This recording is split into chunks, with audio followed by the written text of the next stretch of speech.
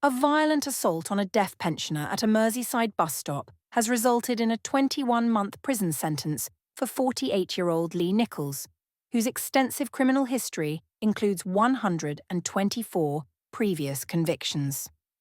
The disturbing incident unfolded on October 28 last year after Nichols, a chronic drug addict with a decade of homelessness, became enraged when 72-year-old David Barker refused his request for money in Wirral's Clareville Wetherspoon pub.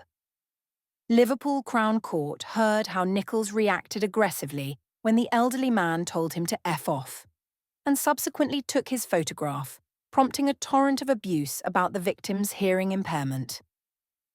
The confrontation escalated dramatically when Nichols ambushed Mr. Barker at a nearby bus stop later that evening. Without provocation, the attacker delivered a powerful punch that shattered the pensioner's glasses and sent him crashing to the ground, then subjected his vulnerable victim to a vicious kicking and stamping attack before fleeing.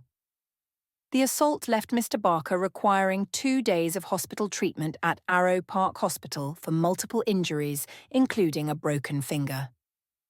Prosecuting barrister Henry Riding described how the defendant had initially attempted to intimidate the pensioner in the pub before launching the brutal retaliatory attack. Recorder Louis Brown KC condemned the assault as wholly unprovoked and unwarranted, noting Nichols' appalling criminal record, which included a recent 10-month sentence for carrying an offensive weapon. Defense counsel John Rowan acknowledged his client's grossly disproportionate response, while highlighting Nichols' attempts to reform, including securing accommodation for the first time in 10 years prior to his arrest. The court heard how the defendant, who appeared in the dock wearing a grey Columbia t-shirt and glasses, had been making efforts to rebuild his life and maintain contact with his 11-year-old son before this relapse into violence.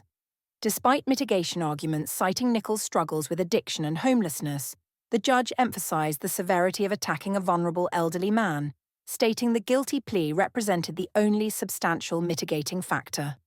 The sentencing brings to a close another chapter in Nichols' lengthy criminal history, which spans 226 offences since 1997, predominantly theft-related crimes stemming from his chronic substance abuse issues.